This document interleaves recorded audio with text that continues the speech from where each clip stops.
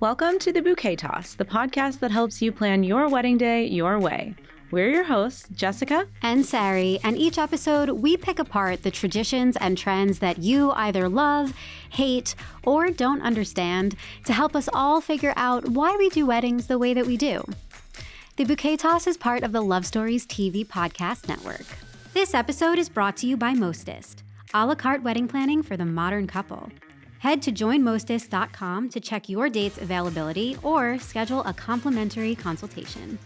And today, the topic is, you're engaged, now what? It feels pretty overwhelming at first, right? Yeah, for sure. There's so many decisions to make, so many questions people will have for you, but... Yeah, I think it's funny because, at least in my personal experience, it felt a lot like getting to the engagement was like the big endpoint. Not like end, but like that's the thing. Like you're waiting for like that to happen, but that's when it all begins. Right.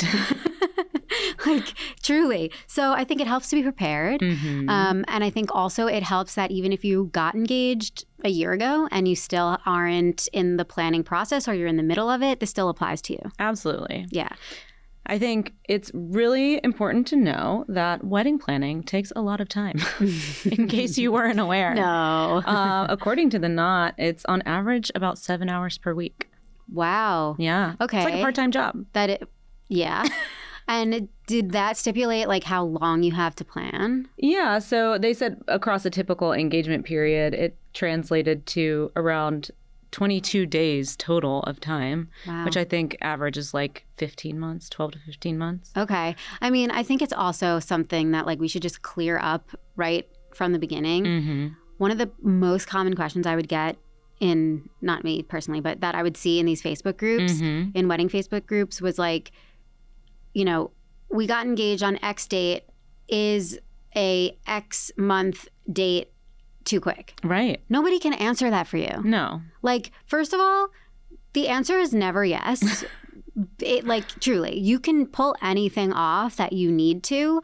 It'll depend on how many people you're having. Yep. And it'll depend on if your heart is set on a specific venue.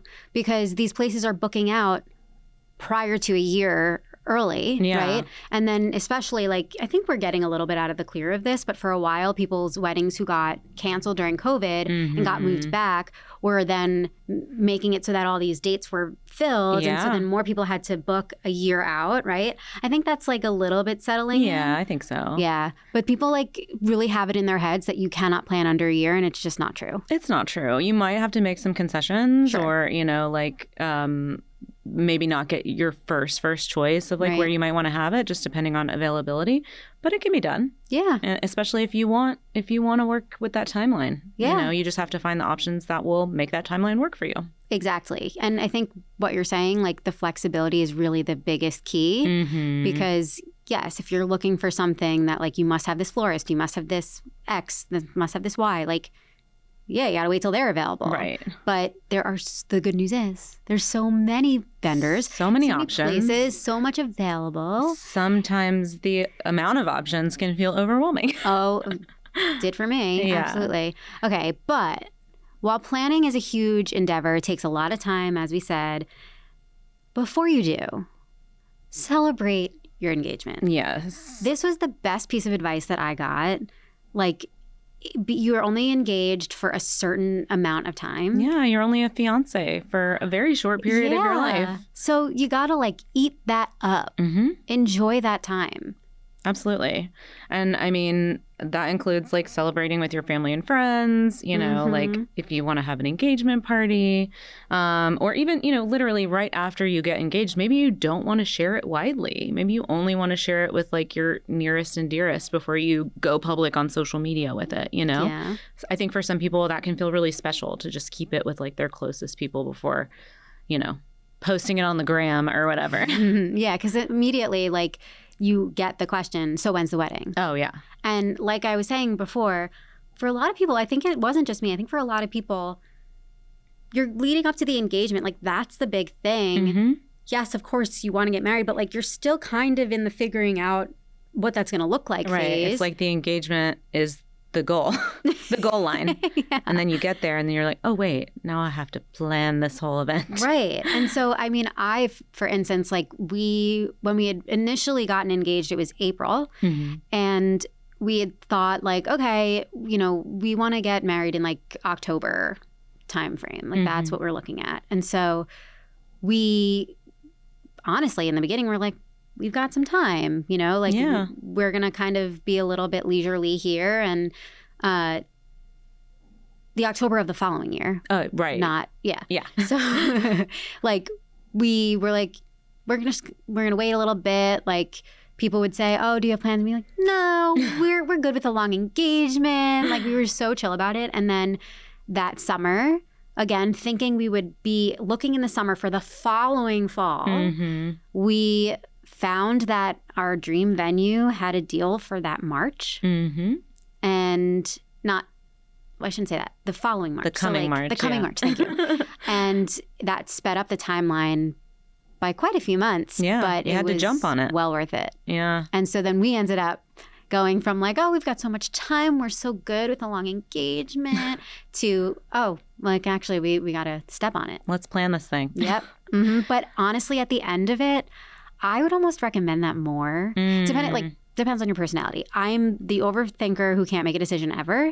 So not having the time to second guess and not having the time to like really, I still overthought everything, but not having extra time was actually very helpful for me. Yeah. So, and also I have to say, you know, yes, March is the off season. So I didn't have as much like, you know, going to a vendor, seeing if they were available and them not being. Right. So that will be part of it too. If you're getting married in peak season, yeah, people will be booked more so ahead of time. But regardless, take the time, celebrate the thing, celebrate the engagement, and, you know, make sure it has like the weight that it should have. Yeah, the significance, right? Yeah.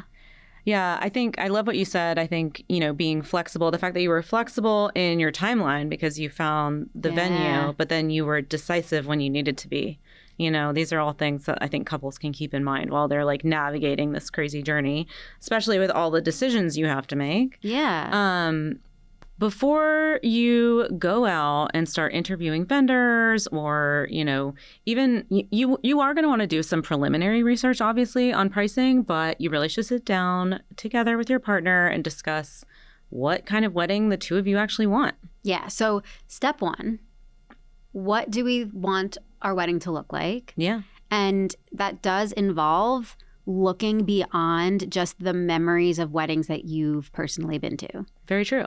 Like actually researching, looking at different types of places, different sizes, shapes, all of the things. Yeah. Because there are so many options that often you don't even know are out there because you've just never been to a non-traditional wedding. Right. Not all weddings look the same, and they don't have to. And I think that's beautiful because they can represent like each individual couple and their unique relationship and qualities and interests and, you know, families and stuff. And so, you know, one thing that I really love to recommend, and I have to do like the self-promotional of like, get a copy of the Budget Savvy Wedding Planner and Organizer, my book. There's a great exercise in the first chapter that really goes through all the different aspects of a wedding that you and your partner can go through and kind of decide, like, how do we want to feel? Do we want something bigger with a large guest list? Do we want something more intimate? Do we want it to feel like a party or more like a chill dinner party, you know? Or do you want like a crazy, you know, dance party? Which, by the way, my husband and I did this before we got engaged. Really? This very exercise in your book, yes. Before? Yes. Wow, extra credit. I know. Which I actually do think for some couples maybe is the way to go. Yeah. Like we went through that and it led us to dance party. Yes. And we were like, okay, let's go write our own lists of guests, like who we think would be on our guest list. Yeah. And let's just see, like, when we do a preliminary right here, right now, who we think would be on the list, like, what is the number we're getting to? Right. Because we also, which is step 2, came up with a budget that we knew we did not want to go over. Right. And it was like, no matter what we do to get there, no matter what it is, we're not going past this number. And what we really had to look at was, can we have the number of people that we have on these guest lists with the number of dollars that we're willing to spend? Right. And sometimes the answer is not always yes.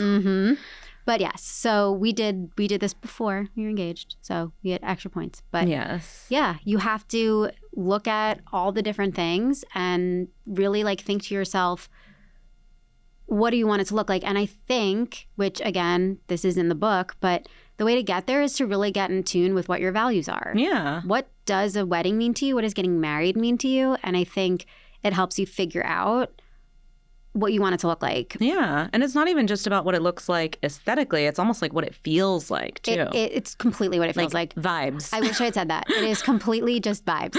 Yeah, because for us, we just constantly, what was in our heads was like, when else can we get every single person that we love in the same room? Yeah. Like in the same place at the same time, right? It is so hard to do.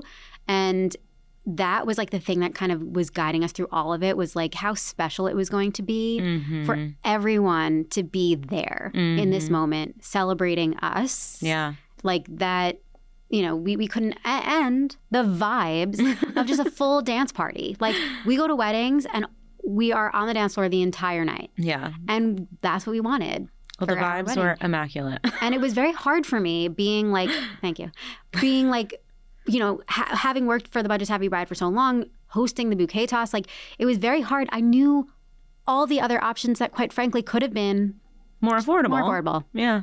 Like 100%. And I honestly did. Like we took a little bit of a break recording during this time because I was like, I felt a little like I had to live up to having something that looked so different and was so not, you know, traditional and didn't follow any of the norms. And like, I felt like really this pressure. Aww. And I had to then really like take a step back and be like, I can still feel that that is a value of mine and achieve that within the wedding that I have. Yeah. But still have the wedding that I want. Right. I mean, nothing is going to be perfect. First of all, like perfection is a myth, right? But also, it's just like with anything. It's like with recycling or whatever. Like, you're not going to be perfect at everything, you know, but it's like you have to balance. And like, there are going to be areas where you're going to save, and there are going to be areas where you're going to splurge, and there are going to be areas where you are going to do something traditional and maybe something not traditional. And it's like, you don't have to adhere to this like unrealistic imaginary standard, you know what I mean? When we first started, I think all brides feel that way on a certain level. Fair. You know, that like, is a good thing to point out. Extra pressure for you, given the situation, I think. But like, I think every bride feels an element of that, right? I think so too. I think like now in particular too. I think there's just a very like, how different can you be type of feeling. Probably the social media of it all. Right. It's like you have to do something new and splashy and different and never before seen. Exactly. But like weddings like happen all the time. Like you're not reinventing the wheel here. None of us are. Right. Unless you're trying to put a Brussels sprout croquembouche together, apparently. To take it back to another episode. Yeah, but I don't know. I think that there was still a big part of me, and you're right, like everyone feels this pressure, but I really was like, am I really going to get a diamond ring? And, you know, I'm mine's lab grown. I think that put me in more of a less of the norm position. But for a while I was like, do I want that? Yeah. Like, or do I feel like I should want that? Or do I feel guilty that I want it? Yeah. Like just a lot of weird. And then wearing white.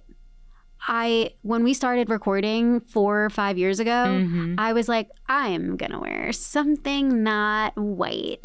And like could not even entertain looking at something not white when I was actually looking for my dress. Yeah. I mean, it's your moment. Yeah. It's your one chance, I guess. I mean, yeah, you like don't wear white any other time.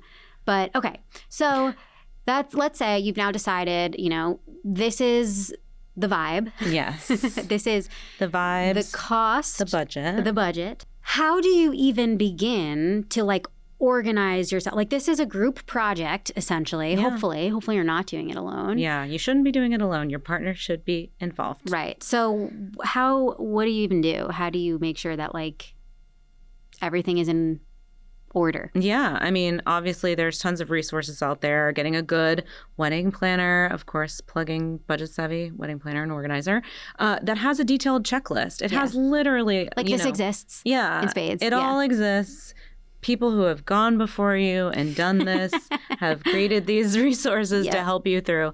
And really just trying to stick to the timeline as much as you can and getting those different things checked off the list. So having some sort of organization system, whether you're a digital person or like a more manual paper, writing things down in a binder person, find the thing that works for you. But then there's so much benefit, I think, to using digital tools, even free ones, just like Google Sheets. Yeah, that's what I did. Yeah, I mean, it's great because you and your partner, your wedding planner, or your venue contact, whatever, can all have access to the same thing and update and share.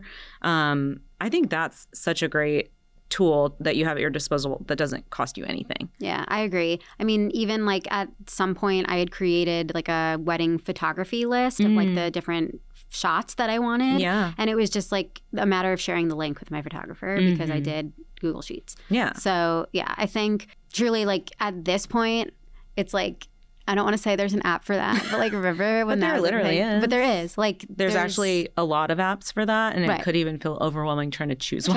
I know. But that's the thing. I think everybody should just like take solace in knowing that there are so many tools that if you're feeling overwhelmed in the slightest, like lean on something like that to help you get organized. Yeah, for sure. Yeah. And, even going about setting up, a wedding email address specifically is a great thing to do out the gate. Yep.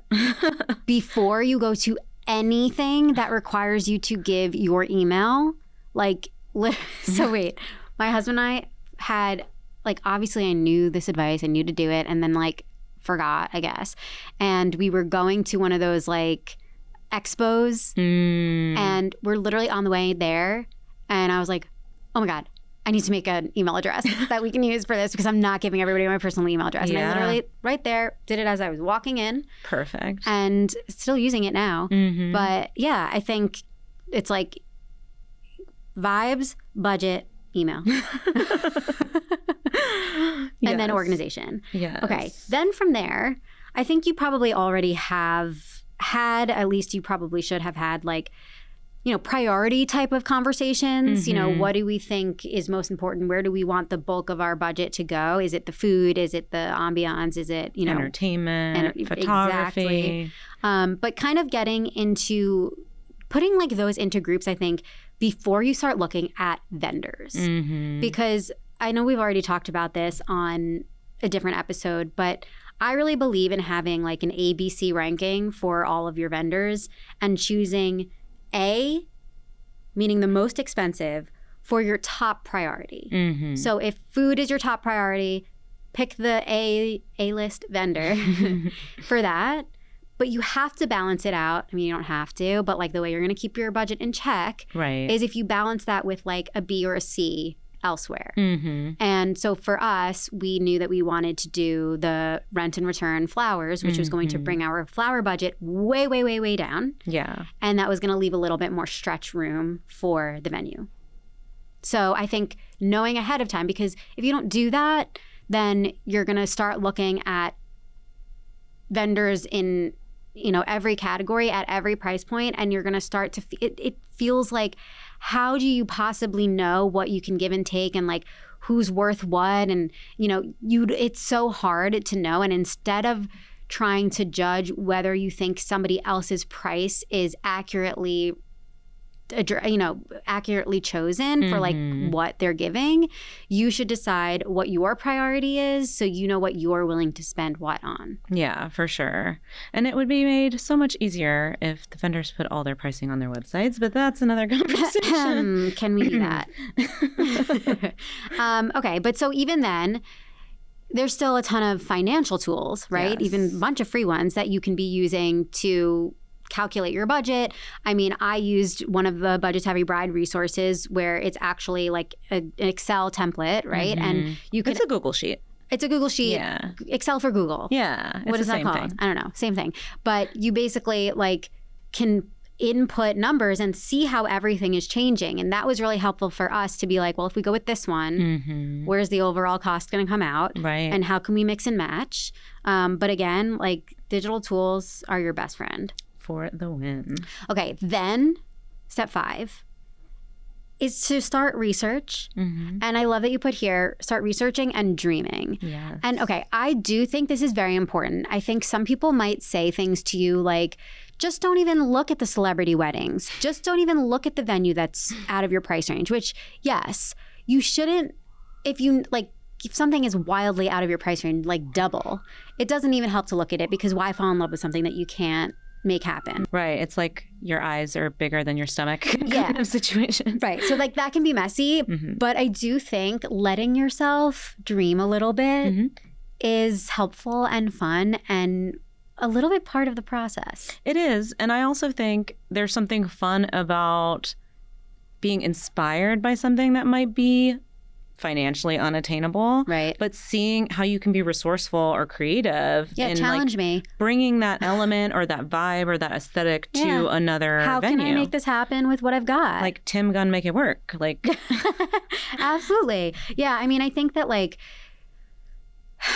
Pinterest board of it all, my favorite trend is like when people are like, go look back at your Pinterest board for your wedding from 2010, like how drastically different it would be. Yeah. That's funny. But I do think like that is a fun way to dream a little bit. And on Pinterest too, you don't have to be like quite tuned into what the cost is of anything. So you can really like mood board it. And I think that's important to helping you then really like come up with the vibe, the color scheme, the anything. Like, again, there are so many options. It can feel like, how do you possibly choose? Right. And so letting yourself kind of like dream and put together different options, put together 7 different like color schemes. Yeah. And then decide from there. Just pin all the different things that you love.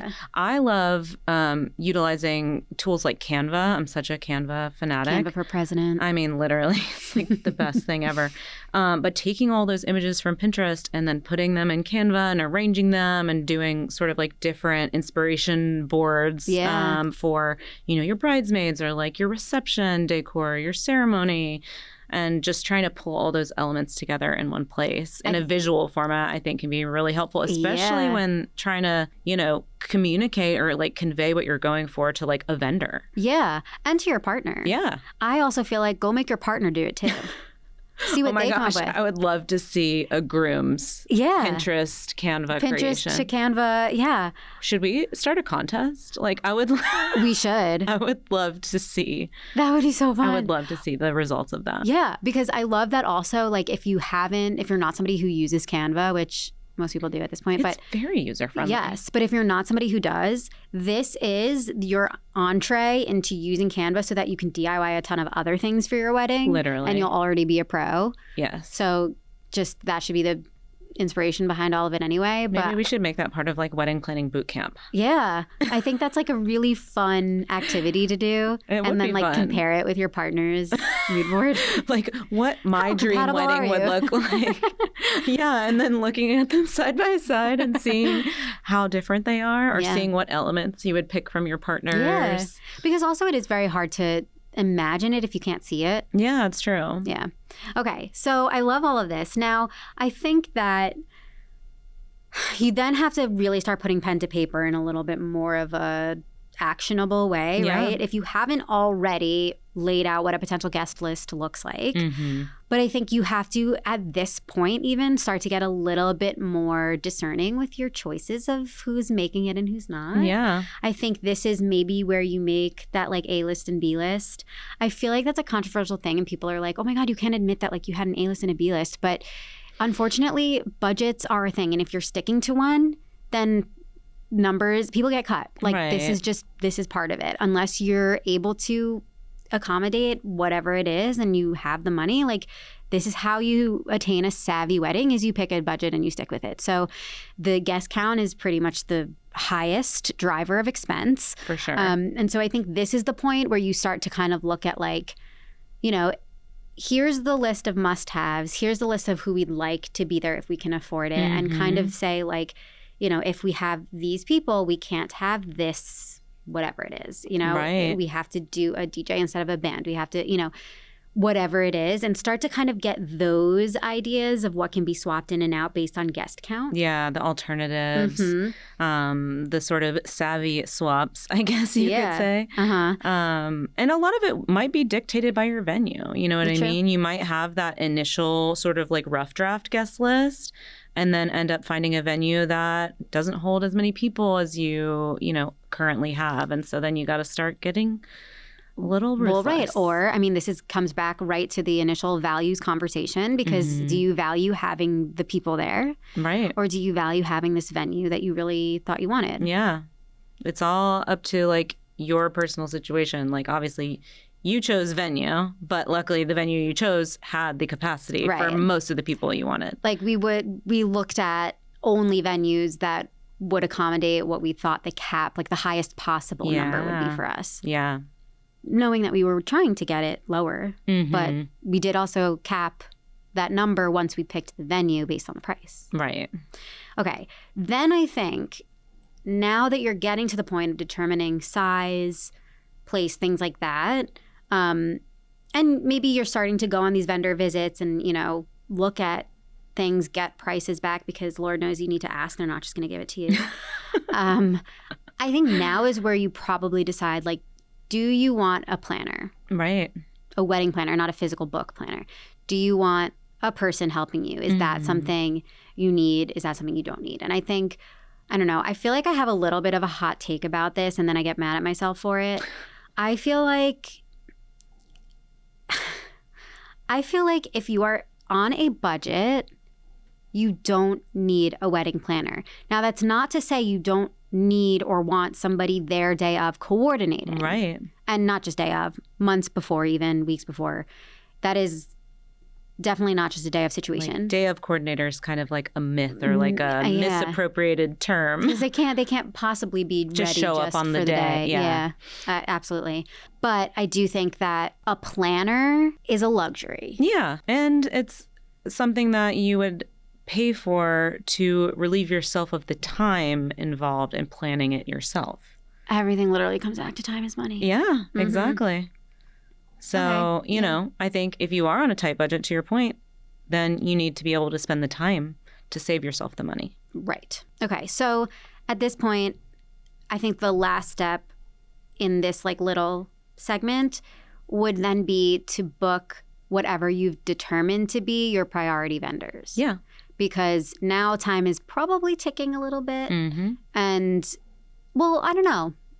You might not have set your date yet. You're looking for your venues. Yeah. You might not have set a date yet. And maybe you choose the venue dependent upon the date that it's available. Yeah. So it could condense that timeline or extend it. Yeah, you could be like, okay, give me another year to save and I might feel a little bit more confident in this dollar amount and plan out. Yeah. I mean, there's definitely benefits to a long engagement. You have more time to save.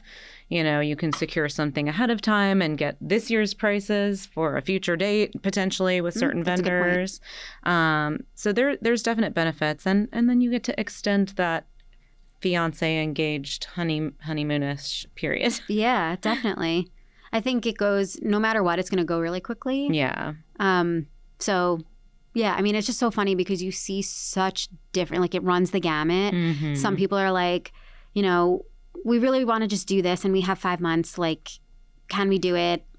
You know, does anybody know of a photographer or whatever that's available on this date, like type of thing? And then you have the other end where people are like, so my date is in like 2027 and like, is it too soon to start wedding dress shopping? And it's like, yes, absolutely, it is. It's too soon. Everything's going to change. Like, yes, it is way too soon. Like the venue, if you're picking it 2 years in advance, that might be the only thing you pick that far in advance. Truly. And then everything else wait until a year out. Right.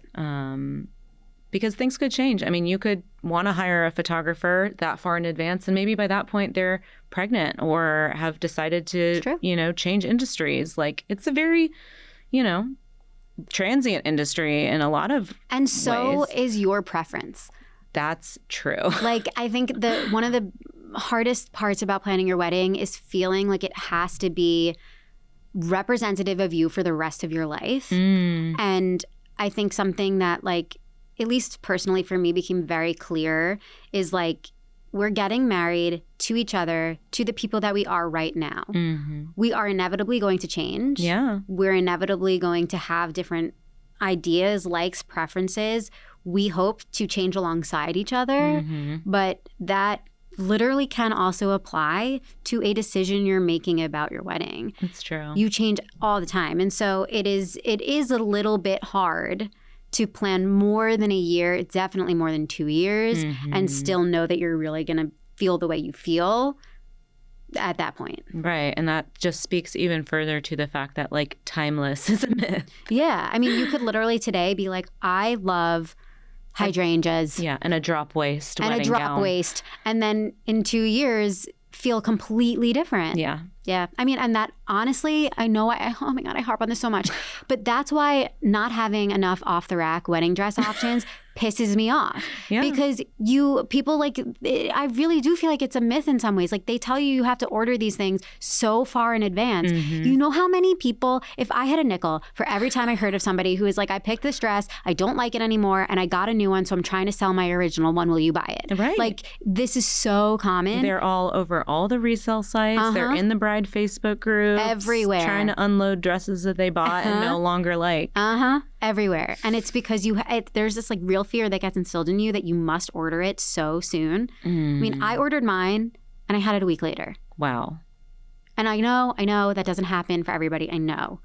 But we need more options like that because just fashion changes so quickly. Yeah. We change quickly. Well, and that like sort of artificial pressure to like make a decision so fast could end up, making you pick something that you don't 100% love. I know. Or spend more money on something because you feel like you have to just choose, or I don't know. That is a big thing. Yeah. I mean, all right. So I think that overall, we want to keep in mind having flexibility is going to be a big helper to you. No matter how long you have to plan, no matter how long you're engaged, it's just having that on your side will make things much easier. And self-care during this process is important. Absolutely. I think we see a lot of jokey like internet memes of like, this is me planning my wedding and not actually working at work, because in reality, like you end up kind of having to do that. There's a lot of stuff that needs to get done. You end up with a to-do list of like 100 things. Yeah. It can be a lot. And so... Well, and with the time that it takes, it's practically like a part-time job. Right. And so that's also why when you just get engaged, you got to revel in that for as long as you... Yeah. I mean, look, I have a shirt that says Future Mrs. Mayor that I did not get to wear for long enough. And now anytime I wear it, my husband's like, can you cross that out? And I'm like, well, I didn't actually change my name legally yet, so I guess I am Future. But yeah, I mean, there's things that like... And this is why I'm kind of anti, like... things that say that, you know what I mean? Because it's like such a short period of time that you can actually use it. I have to hope that. But I like the idea of crossing out Future. I know, it's kind of cute. But I'm also like, well, he has a brother, so there will be another Future Mrs. Mayor. But will she be as tiny as you are? It's actually very oversized, so it should be okay. But yeah, I think that however you feel special, if that is getting something personalized like that, if there is like feel really freaking special when you're engaged. Yeah, it's fun. And I think it's also important to remember to spend time connecting with your partner aside from wedding planning. Yes. And so, yeah, especially starting out by really celebrating the engagement itself. Yeah. And, I realized that we didn't get into navigating relationships with the other people in your life that are going to all have opinions about your wedding. And that was by design because we have discussed that at length in a lot of other episodes. And so I encourage people to definitely look at those and listen to those for those resources, especially ones with like Elizabeth Earnshaw and a lot of these therapists that we've gotten, been really lucky to talk to. But just want to acknowledge that will be something that you will navigate, just as often as the question of you're engaged, now what? Now when's the wedding? Yeah. You're going to get a lot of opinions. And so I think just being prepared for that, just knowing that that's going to be coming. Yes. And having you and your partner on a united front. Yes. And on the same page about how to address or respond to those opinions. 100%. Planning a wedding can feel overwhelming, but it doesn't have to. That's where Mostest comes in. Mostest offers a la carte planning, design, and coordination services for modern couples, giving you professional support exactly where you need it, like venue consulting or day of coordination, without the cost of full service planning. Here's how it works. Book the services you need, and Mostest will match you with 3 vetted planners tailored to your style, venue, and preferences. Every planner has at least 150 hours of hands-on experience, so you know you're in expert hands. Mostest makes event planning accessible, stress-free, and even fun, with hundreds of 5-star reviews to prove it. So why not let Mostest take the weight off your shoulders? Head to joinmostest.com to check your date's availability or schedule a complimentary consultation.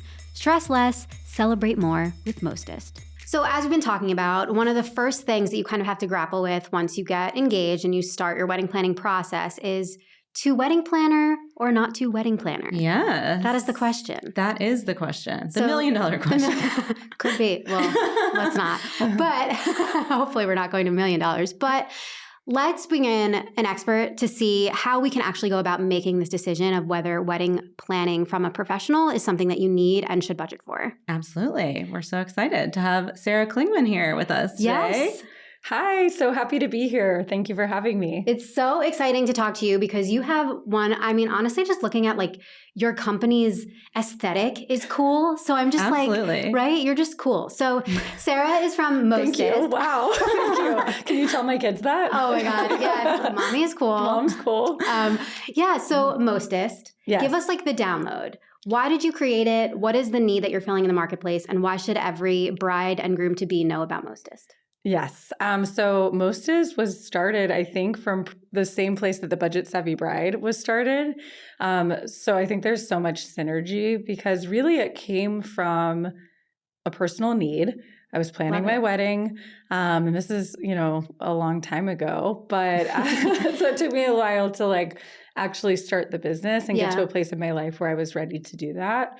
We love a girl boss. Yeah, thank you. Absolutely. But yeah, it was a glaring gap in my opinion. I think that the mental load of planning a wedding doesn't know budget. So yeah. Put it on a tote bag. So whether or not you can afford a planner or not, you may really need one.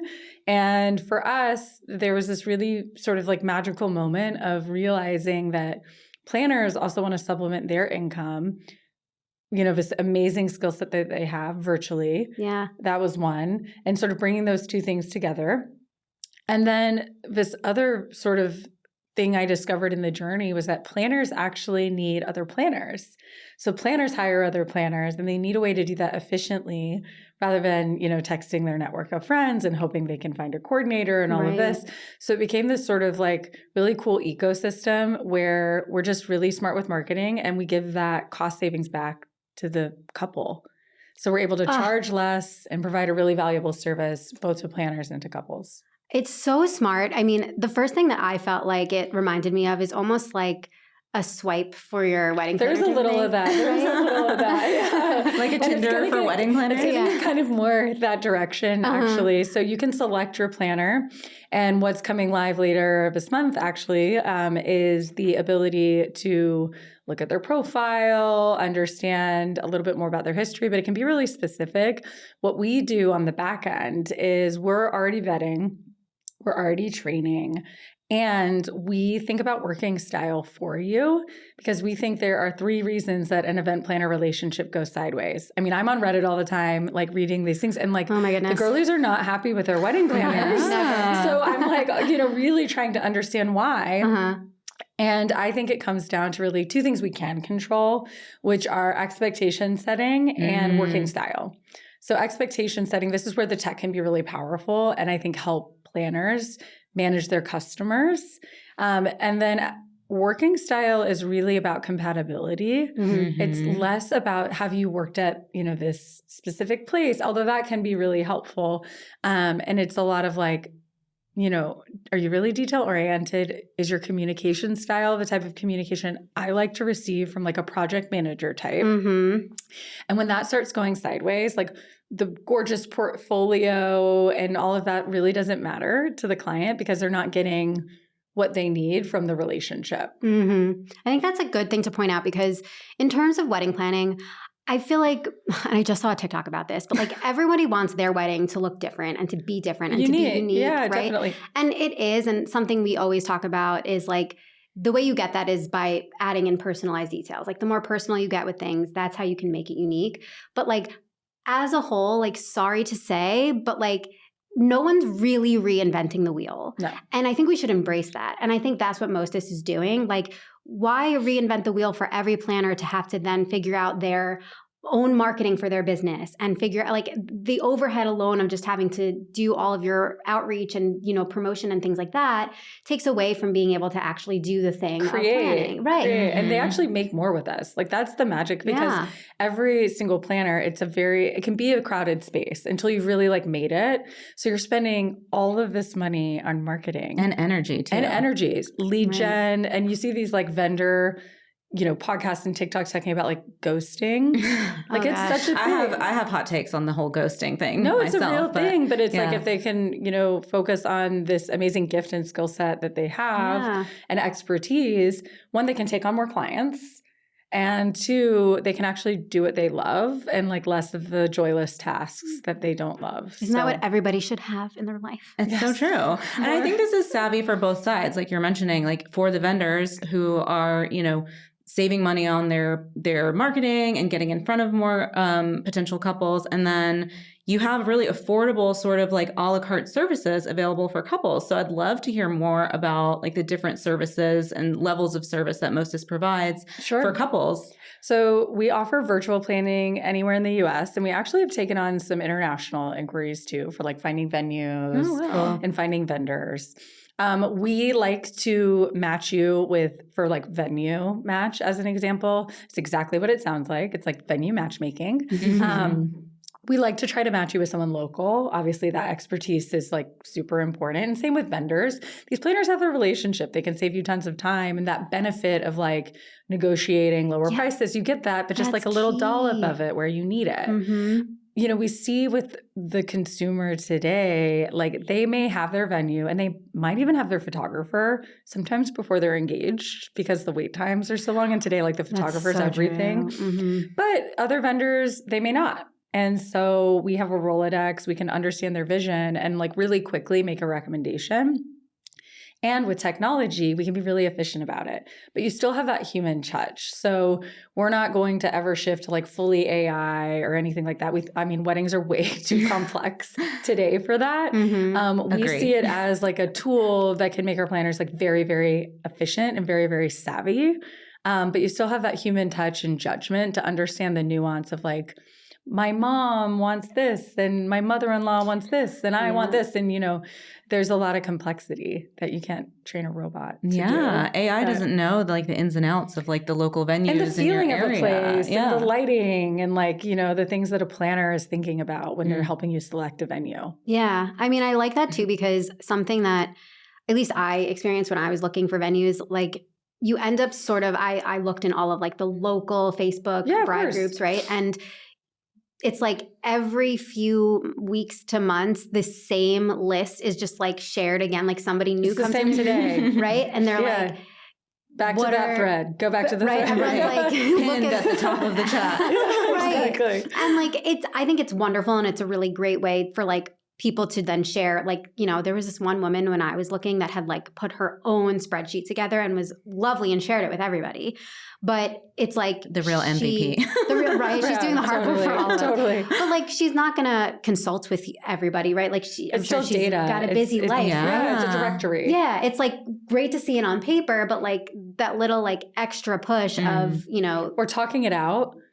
That's big. We've talked about this so much. Like part of the reason the Reddit threads and all of those things are so big for wedding related things is because people just need to talk these things out. It can be lonely. It can be. And for some reason, like I don't know why it's like this, but if you're not like planning your wedding at that time, it's like you almost don't want to indulge in like your friends' woes about their wedding planning. Like it's like only people that are doing it at the exact same time can like really connect. Totally. Well, I think it's like you do it and then you're kind of done with it. And you're like, I don't want to like relive it. Oh gosh. I definitely feel that way. Yeah, especially if it was a stressful experience for you, which it is for so many people. Yeah. And that's what I also love about the way you're using technology here, because like we want to think that like weddings are moving with the times and, but one of the most beautiful things about them is that they kind of like keep these traditions alive. They keep us connected to these like older things that some of them are even just folklore at this point. But like, I don't know, there's something very like human and like really cool about feeling connected to like history in that way. And so there can be, I think, for a lot of people, like a hesitance, and especially like vendors in the wedding industry, to like lean on technology and things like that might feel like it's taking it away from this like traditional thing that it is. But the only thing we're doing here is making everything more, like just everything easier, taking out guesswork, right? You know? And we're like, listen, I get the hesitation to like use technology, like from the vendor and venue side, like they're busy. A lot of them are booked out. Yeah. Like they don't. Years in advance. Yeah. Like they don't need lead gen. Like they need actual work taken off their plate. So for us, we're focused on that. Like we don't want to be another marketplace where like couples can browse and act as a directory. We're really actually trying to serve the planner specifically and take problems, like real problems, and like really solve them. I love that. So I have to make a little bit, I have to confess, I have been known to say that I do really believe getting a wedding planner is a luxury. It is. And So is having a wedding. Fair. Absolutely fair. 100%. Yeah.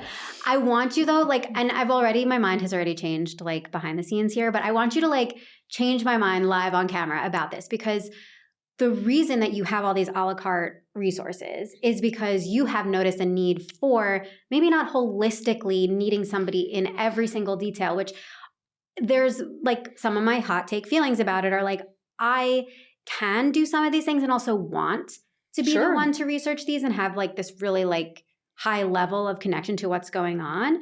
But Mostest has shown me that like you can still have that and take some of the things that you don't want the high touch from off your plate. Are you bugging our phones? Stop it. No. So like one of our biggest insights that we think about all the time is the fact that like budget aside, like the couple who can, like our couples want to manage certain parts of the process. Yeah. That is like 99% of the couples we talk to. Mm-hmm. So it is a luxury. And I think having someone fully handle it soup to nuts is absolutely a luxury. And it's also just not for everyone. Right. I think there's so much information. And I think there really is this push towards personalization, unique, and also just like wanting to do certain parts of it that we sort of cater to. We also have the option. I mean, you can technically buy every single one of our services, and that would be our version of full service. But couples don't really do that with us. Right. And plenty of couples we work with, by the numbers, have the budget to do so. Can you give us an example of like, maybe one or two things that people do choose often to buy a la carte? So vendor match is our number one.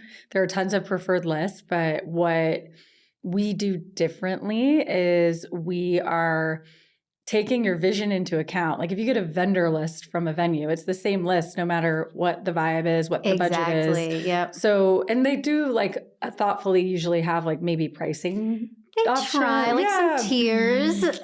But for us, it's really like about your vision. And we have a much more like extensive list we can use. And we also go outside the list and we call them and we vet them. And then we recommend a Are you doing a vibe check too? We totally do a vibe check. We do. Yeah. And then we sort of present to you like in a very concierge sort of way, like this is our recommendation.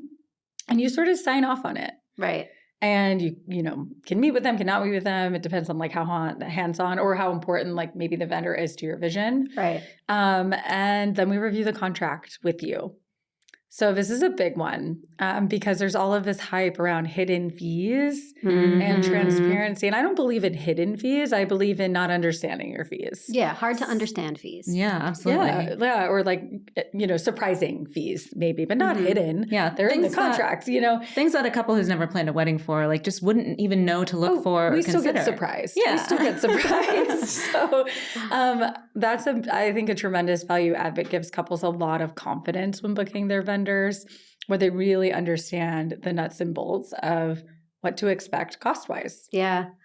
I really love this because we talked about this on another episode, but like the idea of when you are collecting all of your vendors, having a tiered system. So like looking for in every category, getting like an A, B, C based on price. Yeah. Right? Because often, the higher the price, the more luxury, the more high touch points there are. But that's not to say you can't get what you need at a lower price point in any of the categories, right? Like we're talking hair and makeup, photography, videography, any of these things.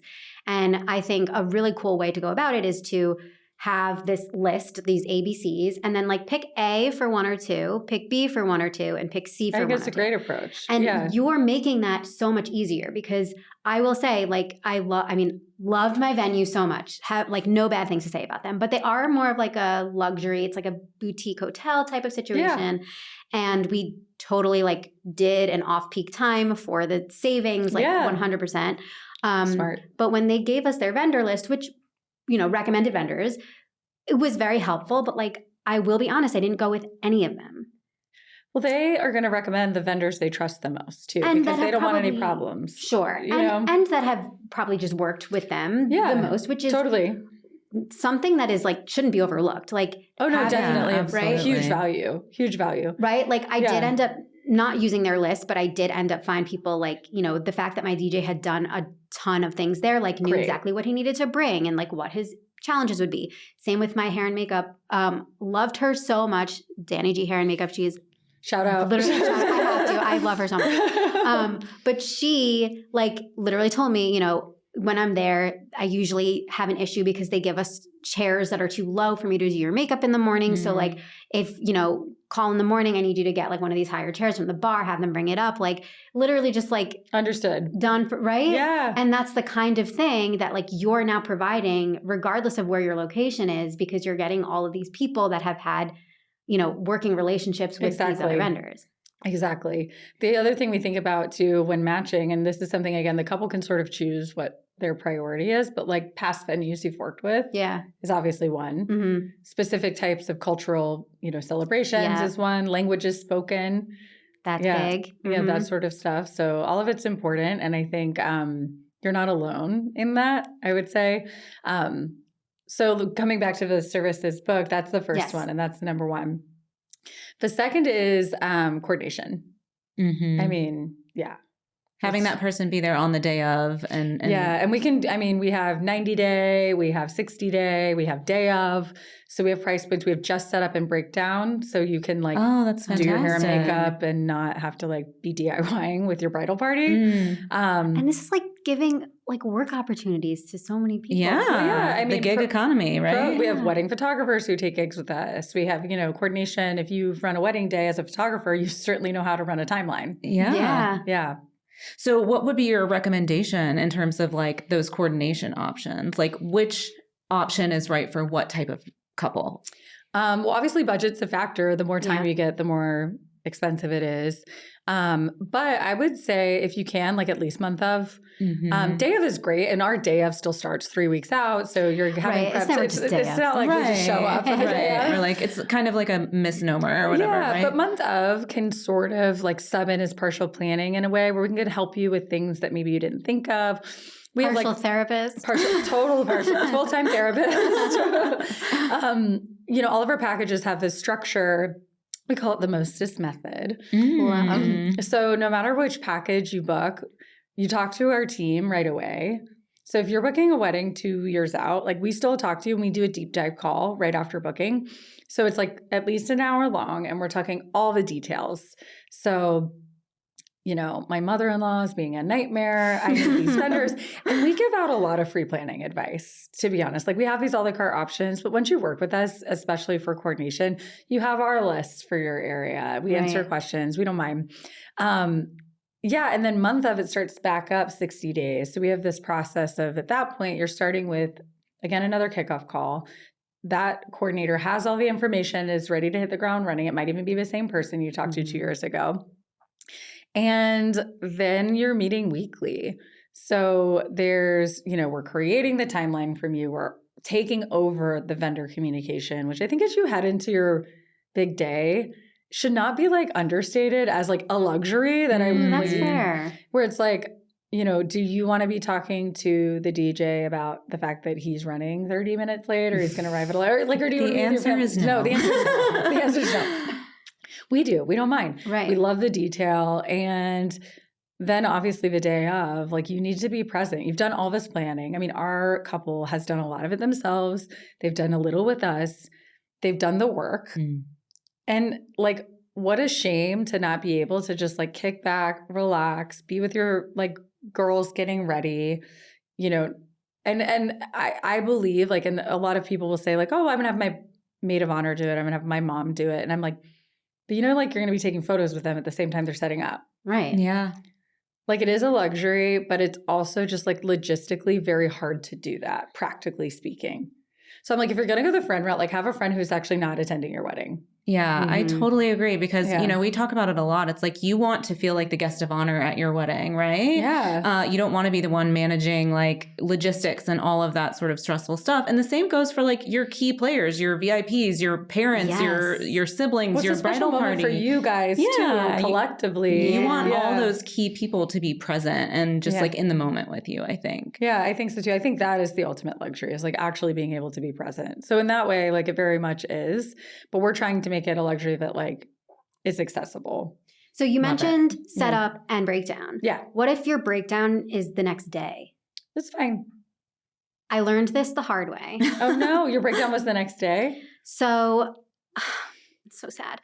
So coming in, like having spent almost 8 years learning from Jess about everything to think about for my wedding. You're ready to go. Right. Doing this podcast for 5 years. I'm like, I got this. Like I thought of it all. I literally wrote the book. Well, yeah, right. You wrote, yeah. So I'm like, I'm like, I'm ready. And I used Something Borrowed Blooms for my flowers, which I knew like before I got engaged, I knew I was going to be they're doing the this, best. Right? That's so smart. Right? Also so gorgeous. Gorgeous. Yes. I picked my whole color scheme like off of the flowers, literally I picked what I wanted, sent it to all my girls. And I was like, you just need to pick dresses that match these flowers. Great.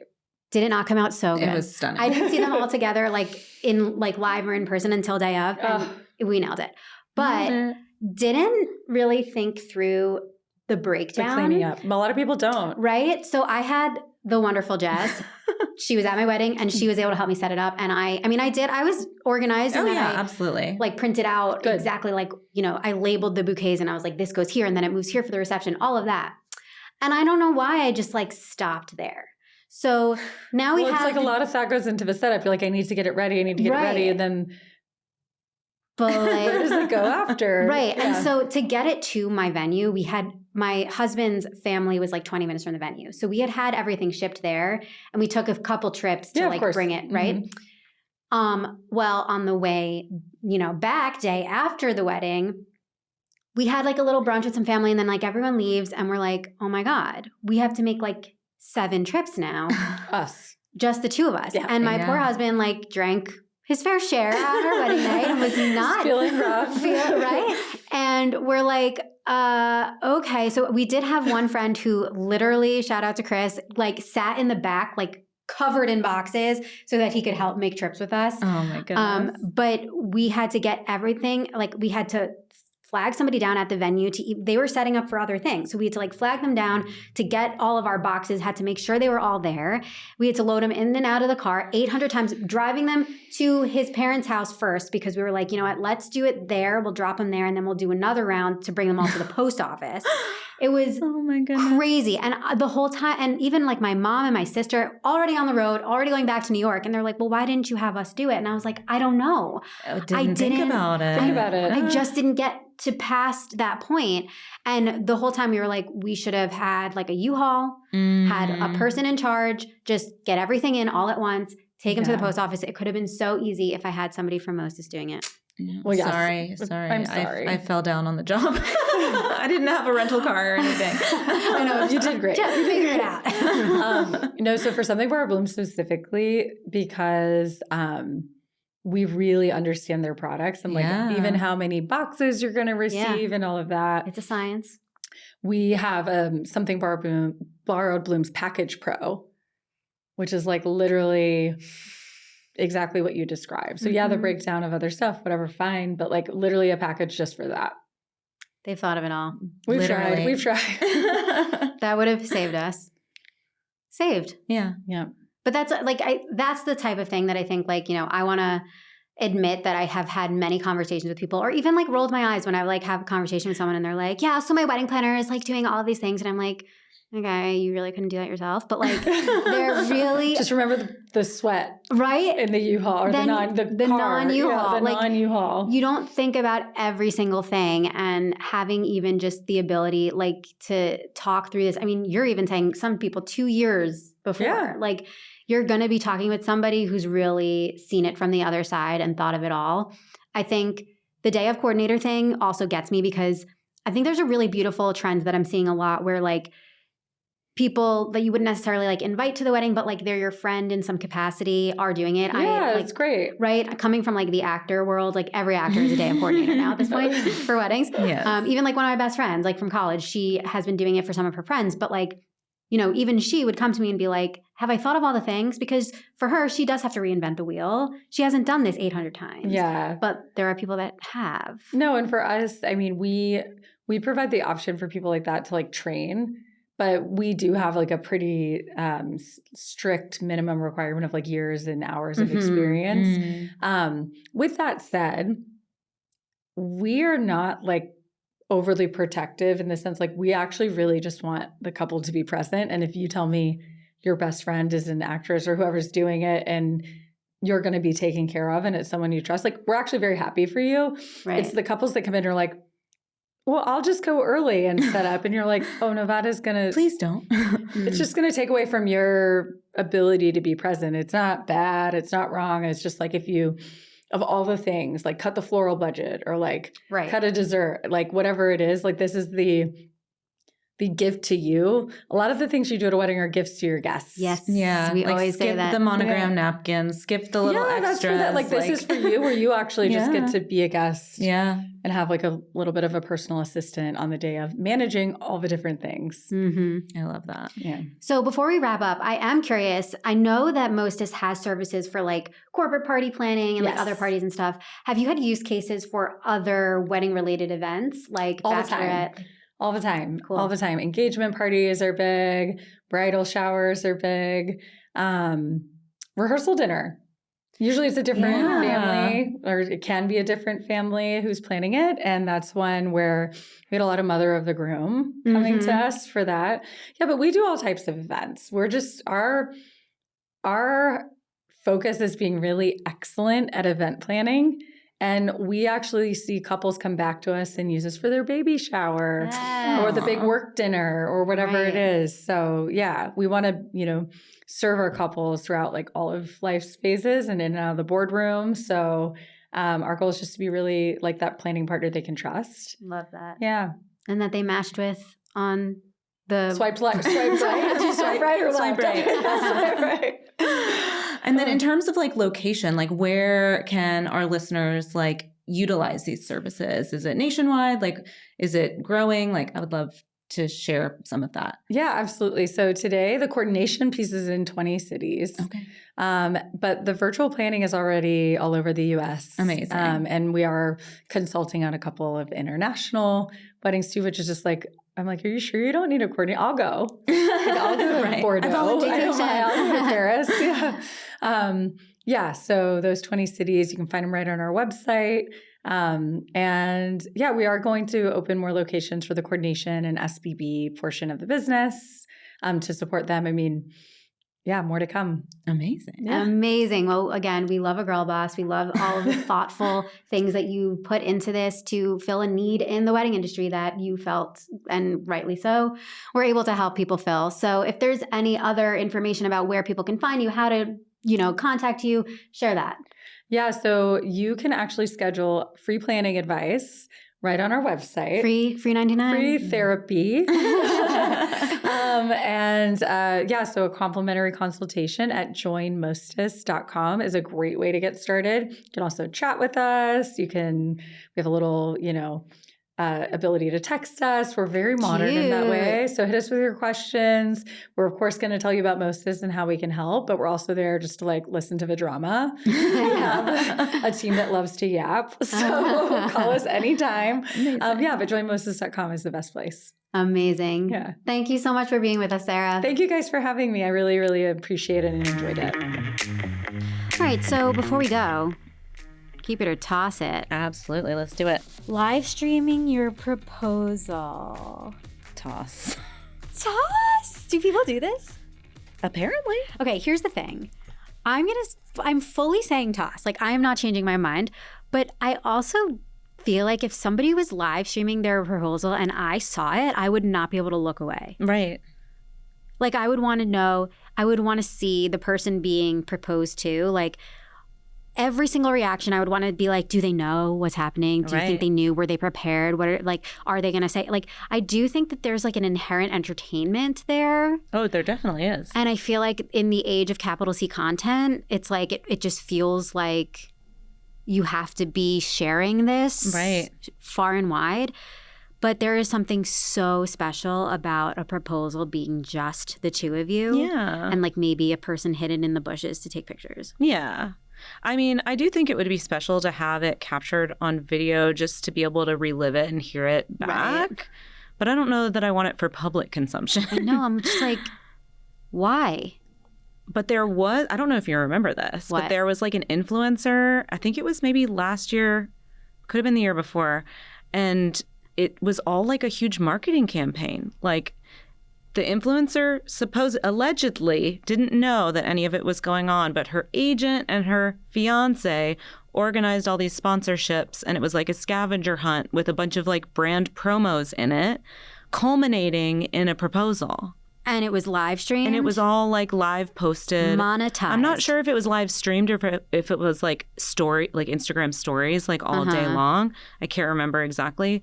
But everyone was kind of dubious. They were really? She wasn't involved in this? And she didn't know? Savvy or savage? Savage, in my opinion, honestly. I was not a fan. Okay. Yeah, I don't like that either. We're not monetizing our proposals. Right. You want everything to feel genuine and special and real. All right. Questionable. Absolutely. Anyway. Questionable. Okay, keep it or toss it. Posting a ring close-up on social media. I'm going to toss. Okay, I want to toss this, but I am guilty of zooming in as far as I possibly can. On other people's rings? Other people's, yeah. Oh, well, of course. So I'm going to say keep. I think Did you I post might yours? have. I think my hand was not that far. I think I did. It wasn't just a hand, though. It was you two together, wasn't it? I'm should we look at your Instagram I to think confirm? I did. Pull it up. Pull it up. I think I did. I'm I wouldn't have to scroll back too far. You don't post that much, do you? No, I don't. Because I think I was this is what the people want. Right. Give them what they want. Give the people They what all they want to want. see what it looks They like. want the tea. They want the deets. Look, every time I see a proposal, you bet I zoom in as far as I possibly can, and I get mad if I can't see it clearly. Okay. Oh, here we are. Okay. There's this one where you're covering your face, Okay. surprise face. And then this one. Okay. Oh, and then this one you're FaceTiming someone. Okay. So that's My probably mom. the closest. That's the closest. Let me see. Oh no. There's I- you did it. I did it. No I mean, shame. It's beautiful. And I did want to see it. There you go. And you got your nails done because And your I friend did. was a good friend, Yes. right? 2 friends. Yes. Mm-hmm. Yeah. All right. I mean, Agree it to is disagree. what the people, what they want. Agree to disagree. But I wouldn't. Okay. But I'm pretty sure I did when I got engaged the first time. So, hindsight. Okay. It's fine. I'm obsessed. Okay. Keep it or toss it. An engagement party. Keep it if you have budget for it. Yeah. Well, most people don't throw their own engagement party. Yes, that is true. Usually And- it's friends or maybe family. Yeah. I mean, I think I'm not sure anybody would be do not throw me an engagement party. Right. But I think some people can feel like upcoming for a wedding is a lot of things that you're going to be asking for people to do and be there and show up for. And another one is another ask. And like a lot of people may opt to give you an engagement gift already, but having a dedicated party makes it feel a little bit more like an obligation to do that as well. Yeah, that's true. And so I can understand like having a bit of pause, but I also think like what we've been saying this entire episode, lean into the fact that people want to celebrate you. Yeah. Do not apologize for it. No. And, you know, like you already said it. I don't really have anything to add.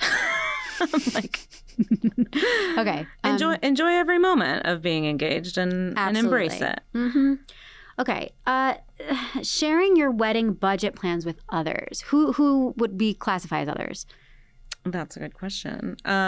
Maybe friends or family, people who might be contributing.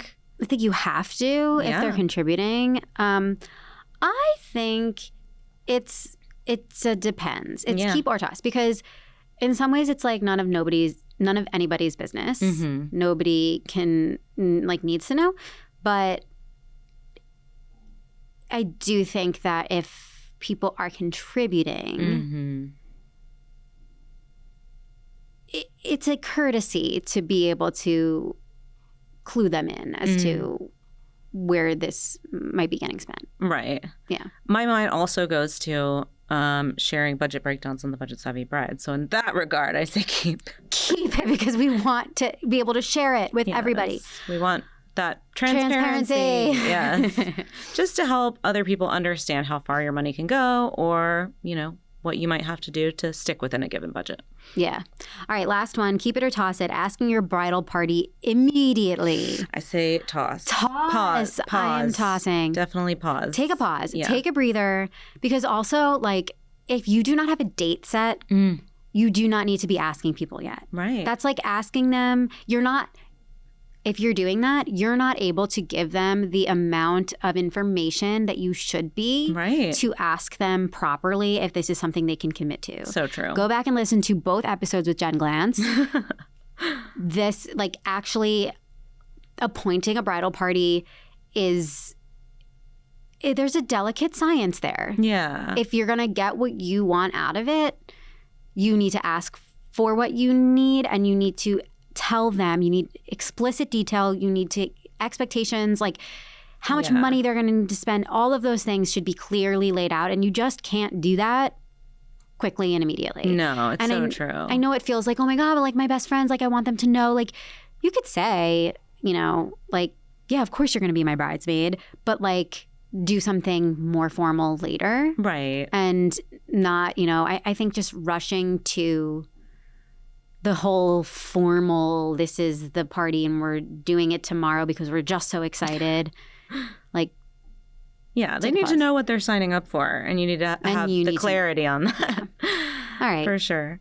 So, yeah, I mean, I just think at the end of all of this, what we're really saying is that getting engaged is like one of the most fun, special things that you can celebrate. Yes. Acknowledge that there's a fun, big, exciting, detailed, lots of hours road ahead of you. But, and so there are things that you can be doing right away to set yourself up for success. Yes. And there are other things that you can put a pause on and wait for and do it down the line. Yeah. Just make sure to enjoy and connect and enjoy all the celebration that comes along with it. You deserve it. Thanks for tuning in to the Bouquet Toss from the team at thebudgetsavvybride.com. The Bouquet Toss is part of the Love Stories TV podcast network. Your support for the show makes it all possible, so don't forget to rate, review, and subscribe on your favorite streaming platform, and follow Budget Savvy Bride on social media. As always, stay savvy and stay tuned for our next episode. This episode is brought to you by Mostest, a la carte wedding planning for the modern couple.